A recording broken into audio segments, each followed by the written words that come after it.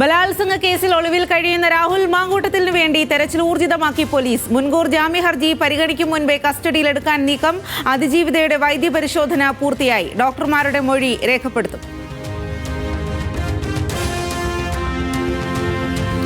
രാഹുൽ മാങ്കൂട്ടത്തിനെതിരെ നിലവിൽ കൂടുതൽ നടപടി വേണ്ട എന്ന തീരുമാനത്തിൽ ഉറച്ച് കോൺഗ്രസ്. MLA സ്ഥാനം രാജിവെക്കാൻ ആവശ്യപ്പെടില്ല. കേസിന്റെ ഗതി അറിഞ്ഞ ശേഷം മാത്രം തുടർ നടപടികൾ. സ്വർണ്ണക്കൊള്ള ഉയർത്തിയുള്ള പ്രതിരോധം തുടരാൻ നേതാക്കൾ.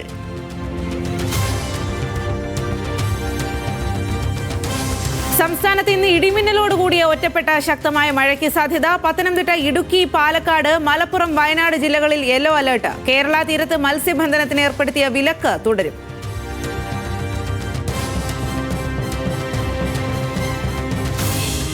ശ്രീലങ്കയിൽ ഡിറ്റ്വ ചുഴലിക്കാറ്റിനെ തുടർന്നുണ്ടായ കനത്ത മഴയിലും വെള്ളപ്പൊക്കത്തിലും മരണം 100 കടന്നു. നിരവധി പേരെ കാണാനില്ല. 2 ലക്ഷത്തോളം കുടുംബങ്ങളെ വെള്ളപ്പൊക്കം ബാധിച്ചെന്നാണ് റിപ്പോർട്ട്. 3000-ഓളം വീടുകൾ തകർന്നു. 18,000-ലധികം പേരെ മാറ്റിപ്പാർപ്പിച്ചു. യൂത്ത് ലീഗ് പ്രവർത്തകൻ മലപ്പുറം ഒതായി മനാഫ് വധക്കേസിൽ ശിക്ഷാവിധി ഇന്ന്. കേസിലെ 1-ാം പ്രതിയായ മാലങ്ങാടൻ ഷഫീഖ് കുറ്റക്കാരനെന്ന് മഞ്ചേരി കോടതി. ഷഫീഖ് PV അൻവറിന്റെ സഹോദരി പുത്രൻ. മനാഫിനെ കുത്തിക്കൊലപ്പെടുത്തിയത് 1995 ഏപ്രിൽ 13-ന്.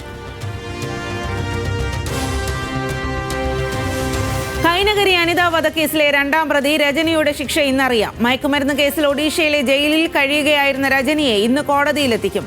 ആലപ്പുഴ കോടതി 1-ാം പ്രതി പ്രബീഷിന് വധശിക്ഷ വിധിച്ചത്. കഴിഞ്ഞ 24 ഗർഭിണിയെ കൊന്ന് കായലിൽ തള്ളിയത് 2021-ൽ.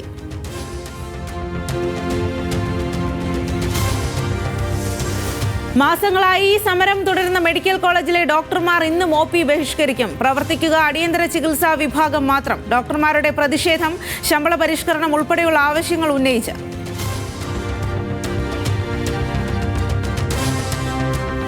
അധികാര തർക്കത്തിനിടെ കർണാടകയിൽ ഇന്ന് നിർണായക ചർച്ച. ഹൈക്കമാൻഡ് നിർദ്ദേശപ്രകാരം മുഖ്യമന്ത്രി സിദ്ധരാമയ്യയും DK ശിവകുമാറും ഇന്ന് കൂടിക്കാഴ്ച നടത്തും.